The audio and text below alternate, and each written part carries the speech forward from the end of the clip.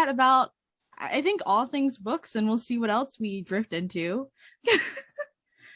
So, first, I like to play a little icebreaker game, and today's game is going to be this or that. And so there'll just be questions about, your book preferences, kind of silly. So the first one is paperback or hardback? Ooh, if hardback was the same price, I would do a hardback, but paperback it is. Yes, I agree. I agree. I agree. Mhm. Got to save them coins. Mhm. Now, this one, I'm like, I don't know who would choose, but maybe, hey, let me not. Accessibility is important, but bookstore versus shopping online for your books. I prefer going to a bookstore because of the whole experience of walking through the aisles, but the convenience of ordering a book is very nice, but I'd still choose a bookstore.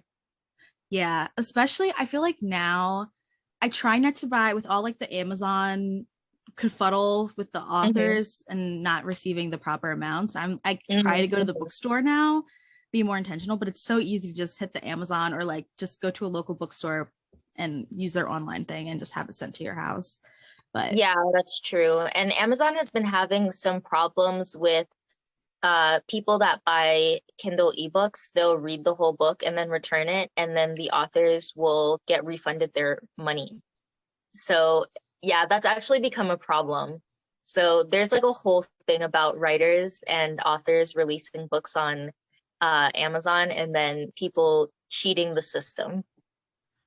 I was hearing something about that, but I wasn't exactly people were doing it. Yeah, they are. Ah, They are. that's awful. Okay. The only time I return it is like if it's like a lot of typos, like if it's like a book that I'm like, okay. Yeah, But like other yeah. than that, yeah. Oh gosh. Okay. So don't do that, audience. There's some um books that, it sounds really bad, but there are a few books that I was like, oh, I only read it halfway through and didn't like it. I wish I had thought about that. But it's terrible for the author, so it's just sitting in my library. yeah, same. I have a lot of ones I didn't finish. And then that's like I feel like when you go to the movies and you're like, wow, that was an awful movie. I should have walked out and got my money back. But I don't know. Hmm. You never think about it until way later. That, that's how I felt about After Earth with Will Smith and Jaden Smith. I was like, oh my gosh, why? Why did I spend money on you? I saw is it Sorry to Bother You? It has like Lakeith and Teresa. It was about like working at a telemarketer office. Hmm. It just took a wild sci-fi turn at the like in the Hmm. middle, and there was like horses, half horse centaurs. And I was like, this is Yeah. too much for yeah, okay. That actually made uh me want to watch it, but now since you're saying it was bad, okay, let me change my phrasing. It wasn't bad. It was just not my taste of a film. If that mhm. like I got the point. I was like, no to capitalism and the system. But then it was like a whole nother degree. No, like actually, when you're just like the movie was a 9.5, so I should still get my money back because it wasn't a full 10. Yes, yes. Okay. Series or standalone? Ooh, I'm a series person. If I see something has like 20, 30, 40, 50 episodes, if it has 8 seasons, ooh, I need it. I need it in my life. If I see a show and it only has one season, I almost don't want to watch unless I look it up and it says that there's going to be a season two. So I'm a series type of person. Hmm. I feel that. I feel that. Yeah, Oh, are you talking about? You're talking about books. you went to movies and that's okay because we were talking about No, no, because we were just talking about movies. Now I'll tell yeah. you my answer for books. So for books, I enjoy standalones um, because once you finish the book, it's over. But some people might say that's a bad thing, but I enjoy it for romance genres. Like if it's a Mm. romance book and it's a standalone, then I'm like, oh yes, I got my fill from the characters. Sometimes if the romance continues into like book 2 or 3, it feels a little bit like, how much more can the story go? But if it's Yeah. like dystopian fantasy, um, like any sort of adventure, then I'm like, okay, yeah, I can read a series. Okay. Okay. Fair. I agree. I think now that I'm thinking about it, most of the books that I like that are series are like that fantasy, that romance fantasy type book where it's like there's Hmm. enough plot for them Yeah. to like stretch that romance out, but it still makes Hmm. sense. Hmm. Um, but I love a good standalone. When I'm like, if I'm in a book slump, that I'm a reading slump, Yeah. then I'm like, okay, I need a good book to like encourage me to read again. Yeah, that's kind of what I'm doing now. I'm reading a few standalones, and before I was reading just series, and now I'm kind of like, wow, the standalones are where it's at. Mm-hmm. Which ones? What are some of that you're reading? I know we'll talk Um, more about this later, but yeah, so the one standalone that I'm reading right now is Kafka on the Shore, and it's written by a Japanese author. I actually have it here because I was like, I knew you were gonna ask me about my favorite books, so I came prepared, you know. So I know the listeners can't see what I'm holding, but the author's name is Haruki Murakami, and he's a Japanese author who's very famous apparently. And I discovered his book in Barnes and Nobles and just decided to give it a try. ooh, ooh, yeah. Add to the TBR, Yes. definitely.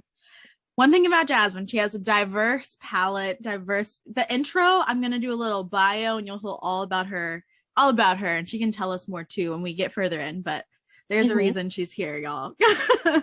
um, okay. I guess the next one is binge read versus slow read. Mm, I feel like my binge reading has come to like bite me in the butt because I end up not really taking in each scene when I'm binge reading because I just want to read quickly. So now I think I'm in the season of slow reading. Yes, Season. it's a season. It is a season because when when I tell you during the pandemic, I was like, yeah, I'm gonna read like 50 books. And did I? Yes. But like now I'm just like, okay, I need to focus on other things and do other personal development. So I'm just gonna read slowly now and enjoy the journey. Mm-hmm. Hmm. That's something I had to teach myself because I feel like when you get to college, unless you're a literature major, I feel like I wasn't, when I took those classes, I was able to read like books a lot. But other than that, I was reading like academic work. So reading was hard, like it was a chore. So then I had to learn that it's okay to like pace yourself and enjoy the book and not feel like you Hmm. have to just like read all of it so fast. Yeah, exactly.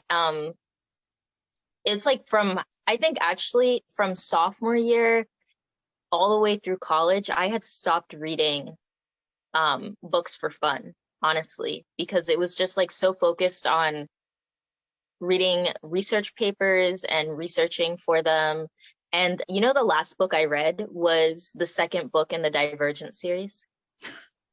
Hey, Yeah, it was. And actually, that's false because I had read the first couple chapters of Allegiant and I was so disappointed. I just stopped reading for 6 years.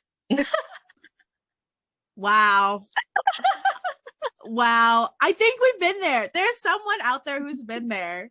I've been there. It hasn't been that long, but I've been there where it's like, no more. I can't do Yeah. it right now. Was that book my final straw? It might have been. Oh boy. The Divergent fans, they're gonna be like, girl, what? I haven't read the Divergent series. But the first two books were honestly really good. There were a few parts where I was like, but overall I enjoyed the first two books. But then I got like to like maybe chapter 5 or 6, and there was a character death that just felt so unnecessary that I just couldn't continue. Mm-hmm. Mm-hmm. Yeah. Yeah. I think I'm trying to think of a character death that I was just like, Why? Oh, I was okay. So during the pandemic, I read Sarah J. Maas's her new series, House of Fire, Breath, whatever. And it just, I was like, I enjoy some of Sarah's work, like Court of Thorns and Roses is one of my faves, but like that book, like she killed one of my favorite characters. And I was just like, I'm not reading this anymore.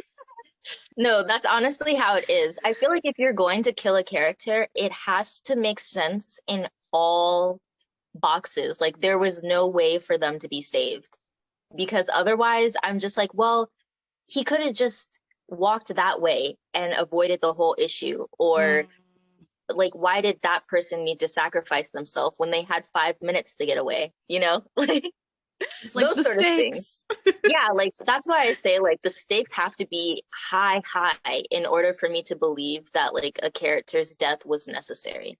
Mm-hmm. True words. True Mm-hmm. words. Okay, this is the last one. Character driven or plot driven? Ooh, okay. No, this is where it's tricky because if one fails, the other is it's hard to carry, you know, it's hard to carry. But I do think that a terrible plot can be carried by good characters, but you can't have it the other way. Like you can have a good plot, but if the characters are so like terribly written, you just can't finish the book. So I'm gonna go with character driven. Ooh, yeah. Mm-hmm. I It was a struggled. it was a well thought out answer there. It was. And you like made such a good point because it's actually right beside me on my ledge. But the listeners, for those who can't see, it's Robert Jordan's The Great Hunt, in the Wheel of Time series. And so I started the Wheel of Time because, you know, I like the show. It was cute. And I was like, I want to read the book to actually like get to know these characters better. That was the wrong decision. That was the wrong decision because the way he writes women is just actually garbage rat. Like it's like disgusting. Okay, So but honestly, men writing women is a whole conversation in itself. yeah. Mm-hmm. Yeah, that's a hot take right there. Yeah. And there's actually a subreddit of people talking about or sharing quotes from books that are written by men and how they describe women. So like either all they focus on is their appearance, or they just make them seem basically like not like autonomous beings, you know? They're just there for the men to like look at. Yes. And that's exactly how I felt because when watching the show, and it's usually sometimes you don't get that dynamic of the character and their motivations and really getting to see them as much as you do in a book. But it was the reverse for the female characters, at least in the show, that they tried to make it. I feel like, you know, they tried to really push like, oh, these are strong women, like, and here are their stories and their motivations and, you know, all their desires and blah, blah, blah. Versus in the book, they were really side characters. And like, I was like, the show really helped create who they were because the men had most of the backstory and the motivations and, you know, the deep in-depth descriptions in the book, which was interesting. Gosh, I wish I could remember this term off the top of my head. It's like I think it starts with a B, but is it the vector scale? No. Well, there's some sort of terminology for it, but I forgot, where it's like if there are two female characters, they have to talk about something other than a man, or, you know, I really can't remember what the exact term is. I know exactly what you're talking about. I can't remember either. Yeah, so they have to be like discussing something that's not just related to progressing the male character, you know, or about love and romance. Like, tell me about their hobbies, or, you know, what are they doing in their own life? So it's interesting how that seems like it should be a very easy thing to accomplish, but it obviously not if we have a whole term for it. Yeah. It's really not, because I think I was watching a BuzzFeed video when I was that was talking about the scale, and they were like, if you really just watch a show, like it's very hard to find a show that meets the criteria. So that's the world we live in, you know. I know. What a time to be alive. Oh my gosh. Gosh. Oh goodness, yeah. So I guess we can pivot here. So you were a creative writing major in college, I was. and so I was wondering kind of you could share what led you to writing, that journey. I know it was a journey. Um but if you could Definitely. share, yeah. So when I originally went to college, I chose global affairs because everything was so politically charged in 2016. So Mhm. of course I was like, yeah, I'm gonna like work in the State Department and I'm gonna change the government. Ooh, naive. Um, and then when I studied abroad in South Korea, I started leaning more on my creative side again because, when you're in a different environment, you kind of start to go back to like the roots of who you are. And Yeah. I got more in touch with my writing again and just seeing the new scenery made me like more creative, and that's when I got like my first idea for a fantasy novel and I started writing. And then I was like, wow, my writing, it needs some improvement, it needs some work. So that's when I decided to switch my major from global affairs to creative writing, and I basically just finished out the minor credits for global affairs and then went into creative writing, the Bachelor of Fine Arts program. And I had to pile on so many credits to just finish on time, which hindsight is 2020. I probably would have took another semester off if I really thought about it. But only because I took like 6 classes the final semester, and I honestly I could have chilled a little. Yeah. But like something about you that inspires me though is your ability to really, I feel like, see the full picture, if that makes sense, because you really were just like, this is not what I want to do, so I'm going to change it. Whereas there's some people who just continue on, Hmm. not doing what they want to do and then just graduate and then Hmm. they don't even use their degree because they're not interested in whatever they actually, majored in, but they just needed to Hmm. finish. Um, Well, the thing about that though, it's interesting that you say it. I think it was all about the feeling because I've realized that when something's meant to be, it comes easier. But when it's like mm, super hard, you probably shouldn't be doing it. Because when I tell you, I had friends that were also in the global affairs major that they would speak about politics and it would just be like water, like, flowing. mm-hmm, Or I had other people in my class that they were doing research on their own time and not just like about current events, but like the theories and everything. And they really, really, really wanted to understand and break things down logically in their head. And that's when I realized I am in a class of people I don't relate to, you know? mm, And so I was like, okay, maybe I do like cultures because my favorite classes in my global affairs major were basically when I was discussing different cultures and learning about mm-hmm. different people and how they live and the history of why people are a certain way. I really enjoyed those lessons. But you can do all of that and learn all of that without working in politics. So that's when I realized, yeah, like I can remove myself from this and still find another way to get there. Yeah. Hmm. Facts. Yeah, definitely. Um, I think the cool thing is that with the arts, they automatically like intersect with politics and they have so much input, whether we realize it or not. I feel like a lot of fantasy books we're reading, I feel like now a great example is people talking about the parable of the sower or Handmaid's Tale, reflecting what's going on today. And I feel like, still, as you were saying, there's avenues to still access things that you're passionate about, culture, current events, politics, but still, even if it's not like flashing, it's definitely Hmm. still relevant to the work that you're doing within whatever art form you're Yeah, doing. because with writing, you can still be researching about different communities and you know, your story is all about bringing the reader into a world. So you have to understand how things intersect with each other, like cultures, language, religions, and everything. Even if your book doesn't have to do with like modern religions and you're making up your own thing, you know, understanding those dynamics still play a part. So thank you, global affairs minor, but but you know, it just wasn't my calling to work in politics, and I can accept that and be grateful that I figured it out before I graduated.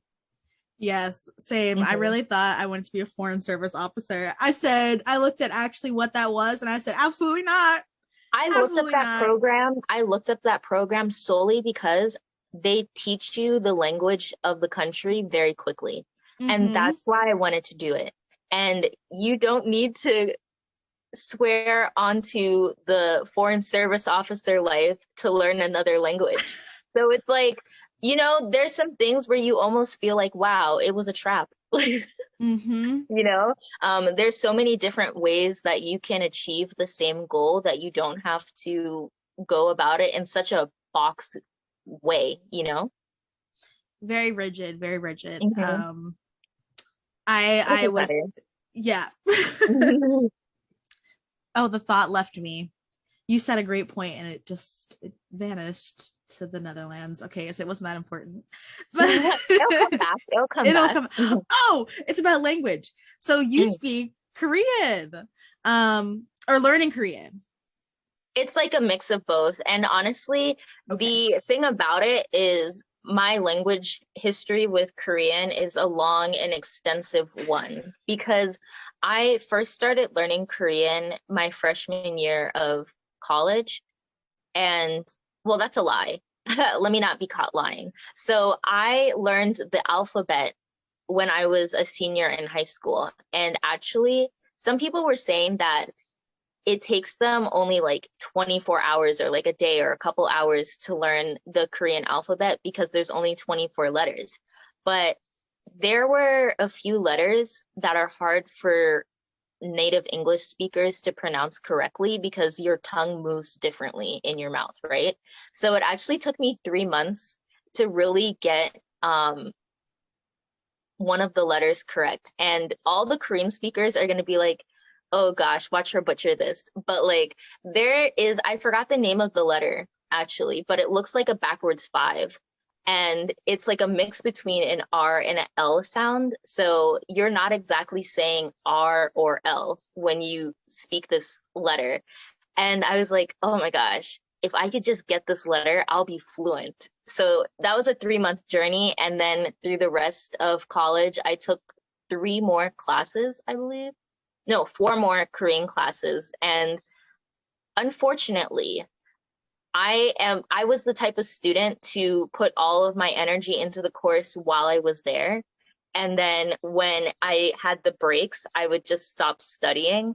So I wasn't making language learning a lifestyle, which I realized if you're going to learn any sort of new thing or whatever you want to achieve, it has to become your lifestyle. Otherwise, you're just going to say, oh, I did this for a couple hours and now I can take a week off, you know, but that's not making it a habit.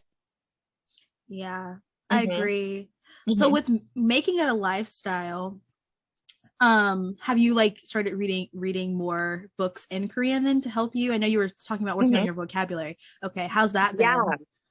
So one of the things I realized is I actually am really good at picking up the grammar points, but my vocabulary was lacking. So I decided to get a dictionary in Korean because I really am bad at committing to language apps. There's like apps like Duolingo and Anki and all of those, and people swear by them, but I'm the type of person where if it's on my phone and the YouTube app is right next to it, I'm going to click on YouTube, you know?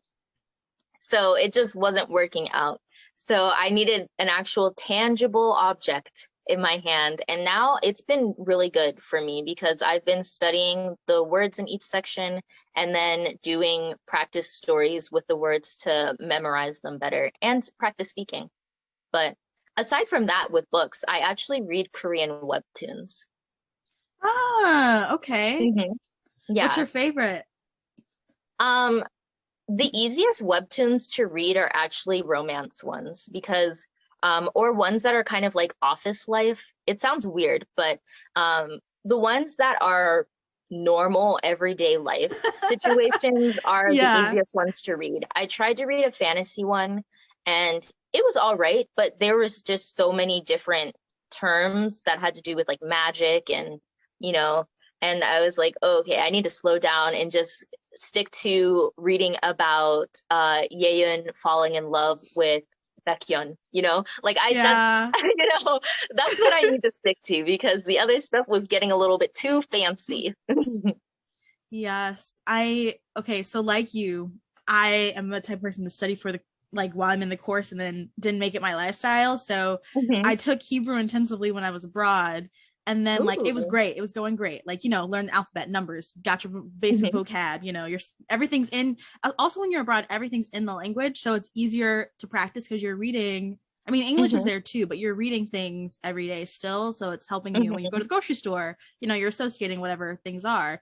Um, but also like I love just reading the children books. Like my teacher was like, you just need to read books. Like you need to read Hmm. books. And I was like, well, duh. Like that's how you get your, that's how when you're in English too, you expand your vocabulary. So she's like, Hmm. start reading children books, um, and that type of thing. So it really does help with the Yeah. vocabulary.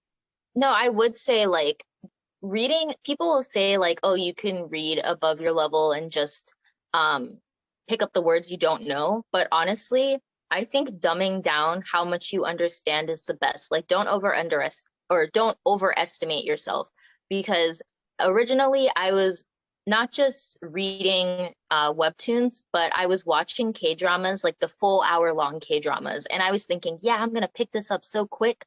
No, so I switched to Korean kid shows, and every episode is like uh 10 minutes, and then they have two episodes per or two stories per episode. And so if you can go through a kid show that's like a 15-minute story and then go to the next one and then watch that and learn each vocabulary word from a short story, Mm-hmm. you're better off than trying to learn intense vocabulary and grammar structures from an entire 1 hour K drama. Yeah. Good tips. Good tips. Hmm. Definitely. The more you Okay. know. The more you know. That is very Hmm. true. That is very Uh-huh. true.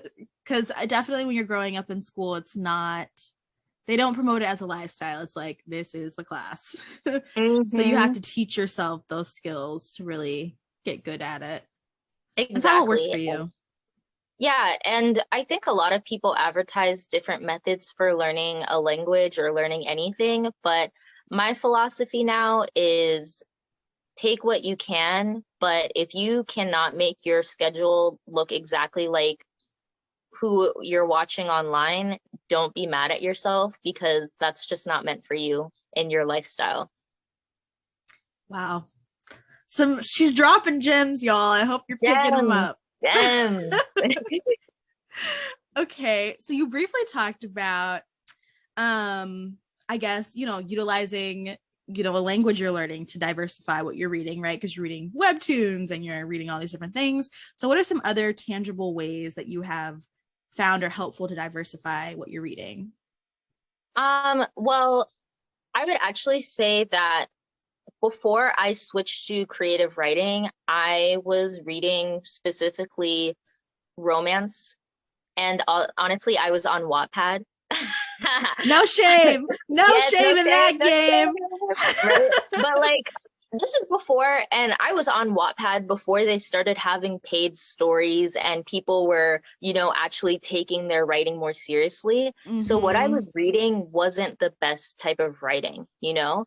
But when I got serious about really getting better at writing, I was like, yeah, I got to switch over, and read more books that are, published. And so I went on, like, when I went to my creative writing classes, the professors always assign you new reading. And that's the first taste of I'm forced to read something of a genre that I wouldn't choose myself. Like I was reading 1800s poetry and and classical literature and different short stories from like Ernest Hemingway, and not really what I would pick, but I ended up enjoying them. And then when I graduated, I had slipped back into reading just romances, but I did read a fantasy novel, but it wasn't that, intense of a change. So I had decided to join a book club, and in the book club, I was reading more horror, and because we had a October's, book club, and that was the horror genre, and then I had read a contemporary literature book, which I'm not really a contemporary literature reader, but I enjoyed that book as well. And then we read an LGBT plus book. To be honest, I was already reading LGBT plus books, but that one I was like, oh, this is so interesting. It was a good plot. And then I will say, actually, before joining the book club, I was reading self-help books. Yeah, I was reading self-help books because I think at the time I really wanted to work on my mental health, and then also changing my mindset about a few things that I wanted in life. So I think that also motivated me as well. And then once I left the book club, I just kept the thought process with me of, okay, when I go to the library or to a bookstore, don't just go directly to the section you always go to. Like, walk around a little bit more, marinate marinate in the bookshelves. And that's how I ended up buying books that were of different genres.